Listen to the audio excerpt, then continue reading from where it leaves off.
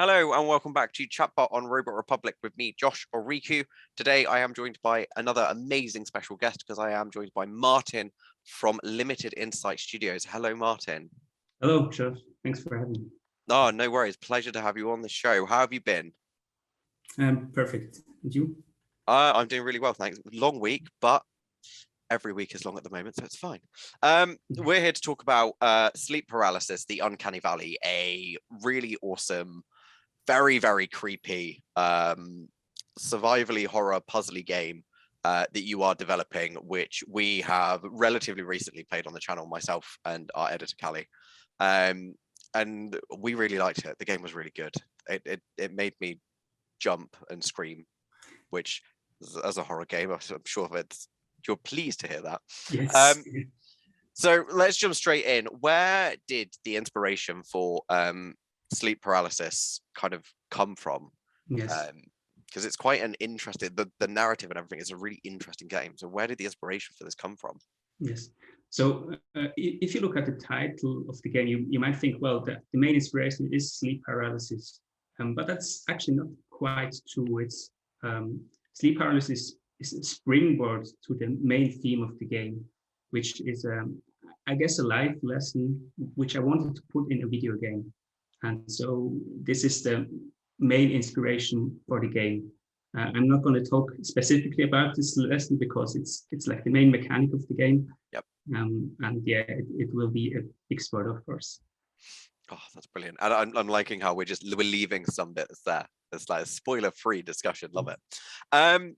Was it when you were kind of developing the game then? Because there are, it's quite a unique experience. Were there any specific types of games when you were developing this that you looked at and thought that's a really cool way to kind of like explore storytelling and to explore kind of like consequences in games and stuff and bits like that you looked at and thought I'd like to use that's the kind of source of inspiration? Or was it just I have an idea and it's just going to kind of be, I've got all these ideas, I'm just going to piece them together? Yes. So the main inspiration, I guess, games I can give you is I don't know if you know Detroit Become Human. It's like a decision-based game. Yep. Life is Strange, The Witcher 3. These are like for the decision parts, which I took a lot of inspiration from. And then on the horror part, I don't have specifically one game or movie which I took inspiration from, but many pieces from different places. And I use them in the context of my game, of course, to fit my story. And so yeah, that's I guess the main inspiration. That's really interesting. I mean, to be fair though, like, when you're thinking about decision-based games and stuff, Life is Strange, Detroit Become Human, and The Witcher 3 are kind of the industry standard, quote unquote, for kind of like how your decisions matter. And actually, I'm really excited to see more of this game because obviously the bit that we played, the demo that's currently out, takes you to a certain point, and we'll talk about the decision stuff in a bit because I'm intrigued. But when you were designing the game, did you always kind of have this idea that the protagonist is going to be living in this remote location because you're in this gorgeous house in the middle of the woods, literally away from anywhere, nowhere near civilization? Was that always the intention? You wanted this protagonist to be in this beautiful house, but the house was very isolated? Yes. So there's like two parts to this, right? The first one is a practical one, that if I did it in a suburb or a village or town, I would of course have to model all the houses to make it feel right, which is a lot of work for to start off. That's like the practical reason. Now, the other thing is, if you're in a remote location, of course, you're isolated, like as the player, which is, I think, an important part of horror games. Now, in this game, I don't know if it matters too much, this part, but these were two main reasons why I did this.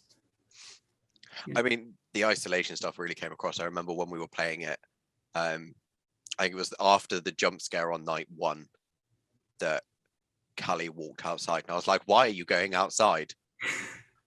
Why would you do that?" And I'm bad. Anyone who is a regular on the channel knows that I'm terrible with horror games. I just get very shouty, and no, I'm not doing that. It's scary over there. And the isolation of that cabin of the house, the house looks stunning in the game. It's a really beautiful house that you've kind of modeled and stuff. But then the isolation does very much kind of, it's there. It's like, here is this beautiful house in the middle of nowhere. So you are completely alone. And I was like, no, this is too, no, I can't go and like, there's no neighbors I can go run by and be like, oh, okay, there are other people in this game, because it's like just you, the protagonist, in a house with all these creepy, spooky things going on. And it's brilliant and terrifying, and I love it.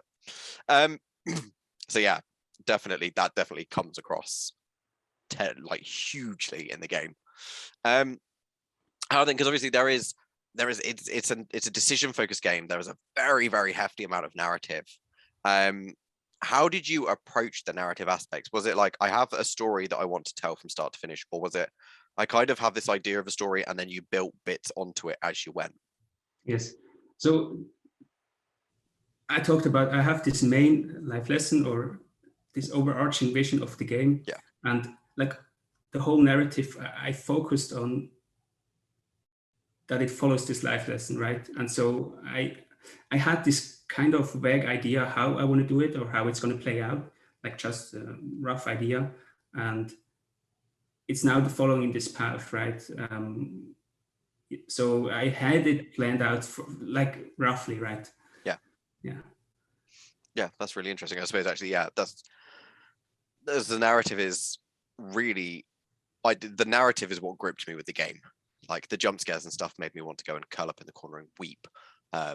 But the narrative and the story and stuff and how it was developing from like chapter to chapter in the demo that we've played was really exciting and really interesting. And I really want to know what this life lesson is. Obviously, you're not going to tell us because it's a big spoiler for the game, but I can't wait to find out what it is. So a lot of the narrative is done through on text, kind of like I liken it to kind of like that internal monologue whilst you're going around. So kind of like you've got text on the screen that's kind of like showing the character's thoughts and stuff, and that's kind of one of the driving factors for the narrative. Kind of, well, how did you kind of land on that as the way to kind of like present the narrative? Because obviously there are so many different ways it's done nowadays in games. Yes. You mentioned internal monologue, and maybe in the game I wasn't clear enough. Now that I listen to you, it's actually the Thomas is writing this like 3 or 4 days out of when everything is happening to you. So that's why the writing noises you have throughout this when the text appears, right? So that's also why it's in the past tense. Everything is in the past, like. And the reason for this is I thought about, I have to give the player objectives, right? So what he has to do throughout the story. And one way is to say, okay, we make an inner monologue where it says, I'm going to cook now. Now, the thing is, and I noticed this, is that when you do this in the present and say, I wanted to cook now, or I want to cook now, or I want to sleep now, it feels really weird because you as the player think, no, I'm not going to cook now. I'm not going to watch TV now. Yeah. So what I did is I worked it in the past, like in the past tense. So I think what it does is it states it as a fact that it happened. So you know this happened, and so you kind of accept it, like more likely to do this. Yeah, actually, it's a really interesting way to actually pitch the narrative. Actually, that it's written about past events, actually, and that's quite an interesting way to pitch things to players. Actually, no, you're going to have dinner because that's what happened, kind of thing. It's kind of like it's giving the player, it's telling the player the events of the story, and also at the same time giving them very specific objectives. Which, you know, there are some games where they don't give you objectives; they just drop you in, and you're expected to find out what's going on. And with some, especially with survival horror games, that's very much the just go and explore and find things out for yourself, and we're not going to tell you what's going on. But actually, it was quite nice and refreshing to play a horror game where actually the events were, because it was almost retrospectively done, you're looking through and working through these days and stuff, and that's really, really cool. That's awesome. No, I've never thought in my head about actually pitching and exploring a game narrative from the third person, kind of like retrospectively looking at events. Actually, it's a really interesting way of presenting narrative. Maybe something I add to that is when I wrote it like that, you can like make, it's hard to describe, make an you can make the player anticipate something in the future, because Thomas knew this will happen. So it's really hard to describe, but you can say something like, I didn't know what was about to happen that night, right? And then you as player think, well, what's going to happen? And yeah, you've got that kind of like that really quite nice ways of kind of delivering that foreshadowing of yes, bad exactly. things that are happening. Yeah, exactly. definitely. Yes. Oh, it's a really awesome, actually, it's quite an innovative way of taking it, because obviously most video games we just go, and here is the objective, go to place, go talk to person, do random side quest, go pick thing up, go kill monster sort of thing. But actually it's quite nice to have a narrative that actually says, but actually this is the events as they happened. With a level of choice in there as well, because it was like, I think when we were playing it and stuff, there was the option of I can either have breakfast or have a shower. And I was sitting there, I'm one of those people where I get up and I have a shower in the morning and then I don't have time for breakfast. I was like, oh, well, that's a very real life conundrum to have. Do I want breakfast or do I want to have a shower before work? I was like, well, this hit home. Thinking about then, the game, obviously the title Sleep Paralysis and stuff is kind of like, it's a big feature of the game, kind of like more at night time in the demo that we played and stuff. Did you kind of, because there's all this really interesting, there was a bit, I'm not going to throw huge spoilers away for the demo stuff, but there is a particular bit in the demo where your character does certain things and looks at sleep paralysis. Did you, while you were developing the game, kind of look at a lot of these stories of these people that have suffered with sleep paralysis and kind of people that have had kind of sleep paralysis induced kind of like hallucinations and things? Yes, actually, I didn't look at too many, but I looked at a few, and like one of the things that is often or not in all, but it is often the case, is that there's like a demon or something in the sort. Yeah. Some do have sleep paralysis where nothing happens; they're just paralyzed. Some do have like something touching them, but I didn't look into too many. I don't know, like what I heard from friends or what I read on the internet, but I didn't overanalyze this, because even though it's called sleep paralysis, it's not the most important thing of the game, if that makes sense.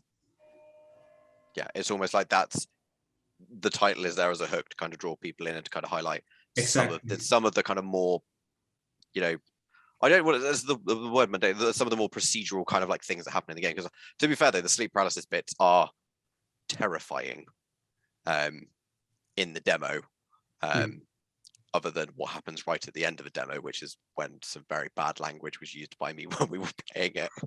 Yes, I heard that one. Yeah. That's really, no, it's quite, and I think actually, because what came across during the kind of like the parts of the demo where the character is kind of looking at sleep paralysis and stuff, is there was a lot of stuff there that was quite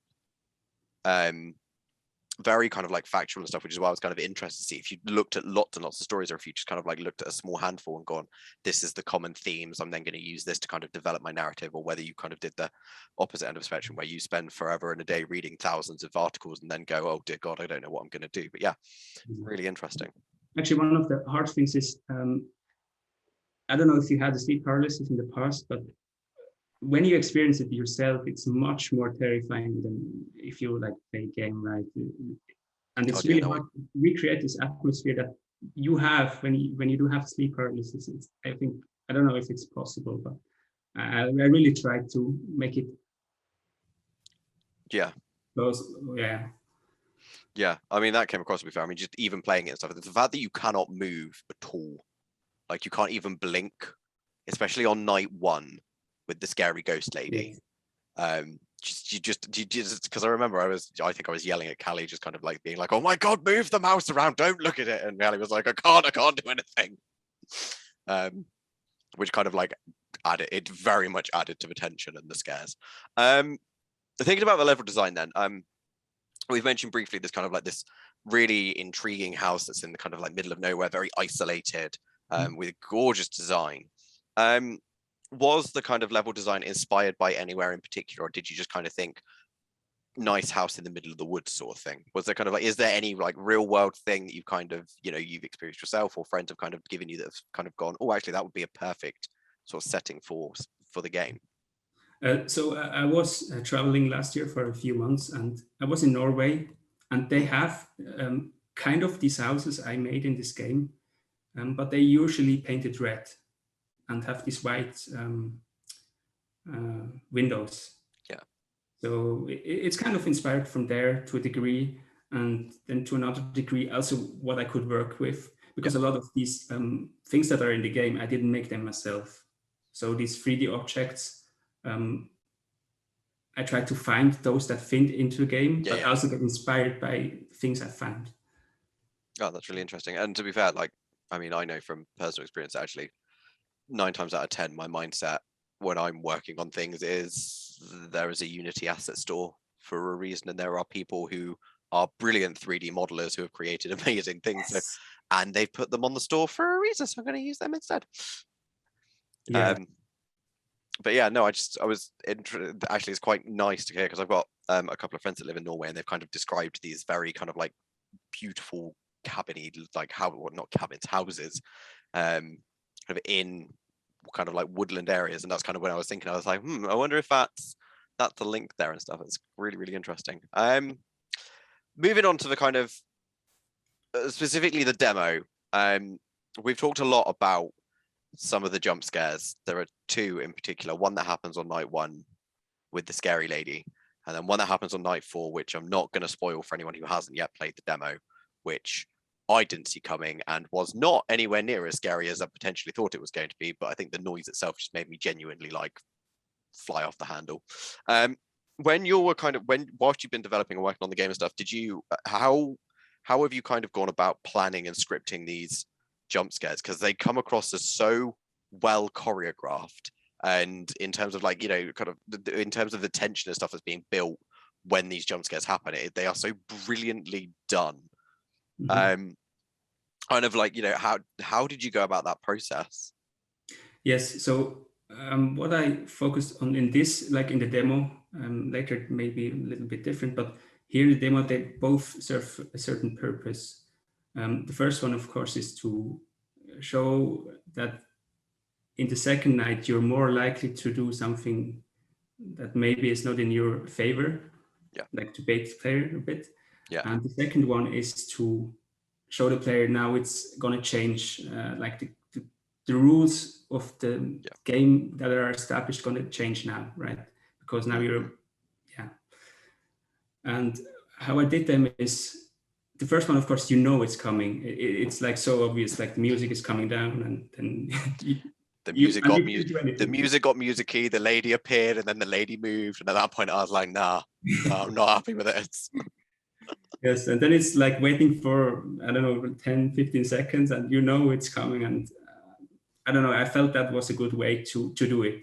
And the second one is also, you're probably kind of shocked because it's not as it should be anymore. And I guess that's why it could be effective. Was very effective, would be my review. The second jump scare, the first jump scare, I mean, to be fair, I was with the first jump scare, I was like, oh, this is like a proper Alfred Hitchcock level.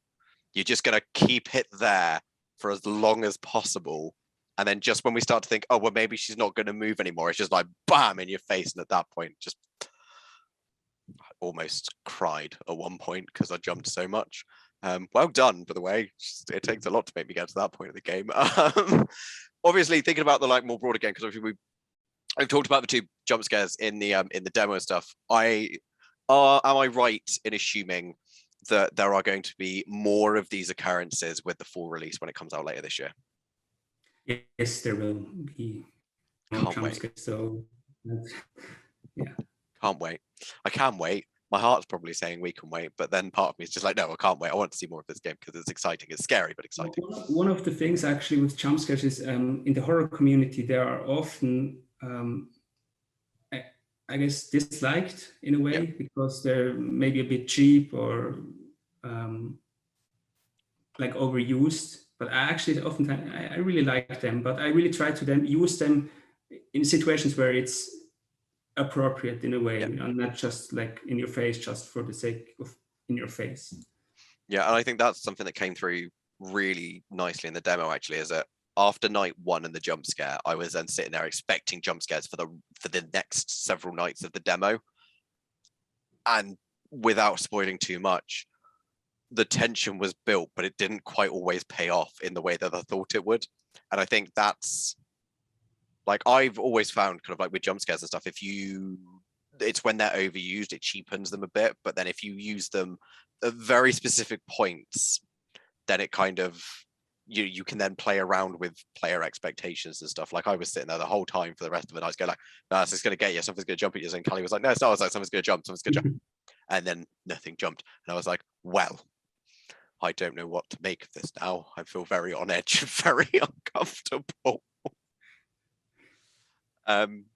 So another thing that was really kind of like present in the demo and stuff, which we used a little bit, but I was wondering if it's going to be more important in terms of the full release of the game, in terms of like mechanic and stuff, was both the torch and the Cameroid, the Polaroid camera that you've got. I think first off, are they going to be majorly important as like big mechanics in the main game, obviously, or in the full release rather, without giving us major spoilers? And second off, why a Polaroid camera? Because I quite liked that. I grew up in the 90s. I was like, oh yeah, Polaroid cameras are cool. So yeah. So yes, these items, not all will be important, but mainly the light sources will be in the full game, will be an important part. Actually, the Cameroid will not be, I can say that, yes, it won't play an important part. But yeah. Oh, that's exciting. I'm excited to see what the Cameroid is going to be doing now and why that's going to be important. I have a very, very, very sad suspicion we're going to have to take pictures of spooks, and that upsets me. No, the Cameroid, it will not be important. Sorry. Oh, okay. Ah. Yes. Oh, okay. Just going to take photographs of spooks. That's what I'm going to do. It'll make me feel better. How then kind of, because obviously there's quite a lot going on, you know, not only have you got some, you know, brilliantly written narrative, you've got some gorgeous level design that kind of like it feels very much part of the world. You've also got, you know, an array of collectibles. You've got all of these kind of other bits and bobs. You've got these jump scares, you've got this tension building and stuff. How have you kind of managed the implementation and development of all of the kind of different elements within the game, especially kind of things like the interactable objects and the doors and stuff? How have you kind of managed all of that? Because I can imagine it's been quite a task. Yes. So for the interactable objects, there's actually also on I made it in Unreal Engine, the whole game, and there's like the story you mentioned before, and like for example the torch, or not the torch, the camera. These are part of one of these as one of these stores, right? Yeah. And so I didn't have to implement the logic for them, and like for the other parts, I just thought about what's important, what do I have to do, and I made this for the game, if that makes sense. Yeah. So yeah, I didn't have like a systematic thing. I just thought, what do I need, and I implemented this. Yeah. That's really cool, actually, because I know that kind of like some people that I've interviewed in the past have kind of, they've been like, you know, I've, you know, a lot of people kind of like yourself would say, I find things that work for the game and I implement them. Some people build it from the ground up, and I sit there and my mind melts because my programming abilities are absolutely god awful. I can barely do stuff in C# and C++ makes me genuinely want to dry heave. But like it's interesting to actually that kind of difference, the different kind of like ways in which people tackle this development thing, because games design is a very personal thing to each individual. You know, every individual, you know, I've got friends that are programmers and stuff, and they say every programmer has their own way that they work and they've got a very specific way of coding and stuff. And it's nice to kind of hear how different people go about the development process. Actually, it's interesting. So yeah, thanks for that. So yeah, I think like if I can find it for some money and it fits into the game, that's really important. Yeah, I'll usually buy it, right? because I want to focus my time on what's like really important to the game, and make progress. And so things I think I need to do myself, I'll do them myself. Just to like make progress and save time, if that makes sense. Yeah, absolutely. And like you say, it means that you can spend more time working on the important things of the game instead of having to spend hours thinking about, right, how do I get this door to open the right way and how do I line up the animations and everything. You're like, right, this is the door, it works, it does what it needs to do, there's the door in. Exactly. Which is, it's important because actually, there are, like we said, there are people that have kind of created these things that are, usable in games and stuff for a reason. And it's to allow indie developers like yourself to say, right, I'm going to focus on what's important, be that the narrative structure or the sound design or all these other bits and bobs that go into a game that kind of make everything work. So thinking about, and this is kind of like, we mentioned this briefly at the start, the game it's very much focused around decisions and choices that players and characters will make as they move through the game.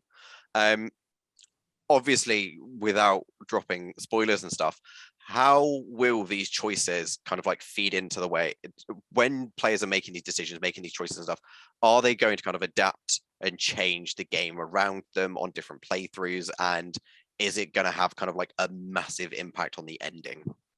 Yes, so I like to make like 3 categories for this. The first one is the consequences are the short-term ones. These are like the more obvious ones that you see. You for example, don't have an item that might be useful, or the stress level of your character increases or decreases. Yeah. Then you have like the medium-term consequences, and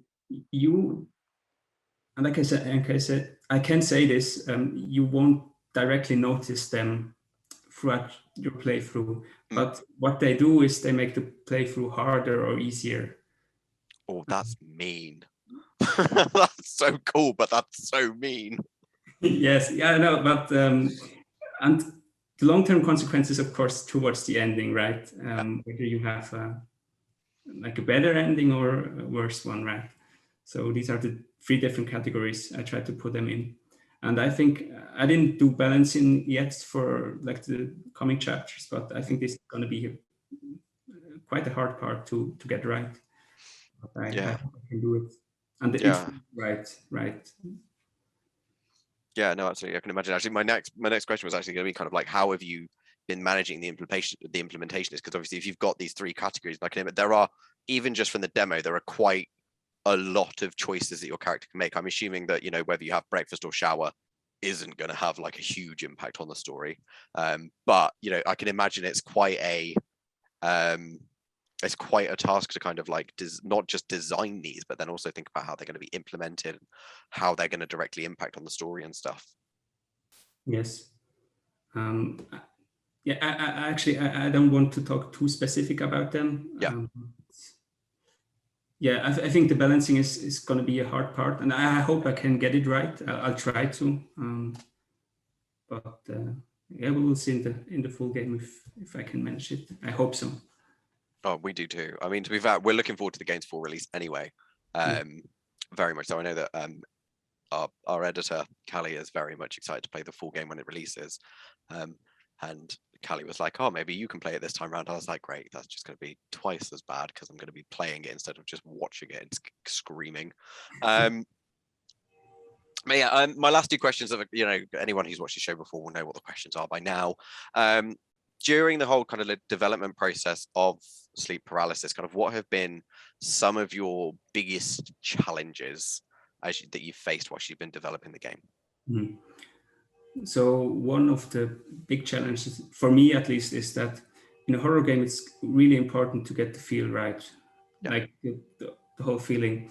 And when I do a scene or test a scene, the first 2-3 times I have quite a good feeling if the scene feels off or feels right. But like after 10-15 times, like with bug fixing and everything, I kind of lose this ability, because I don't know, is this good or because I have played it so many times, right? Yeah. And I find it to be really hard, especially if I make a change to a scene.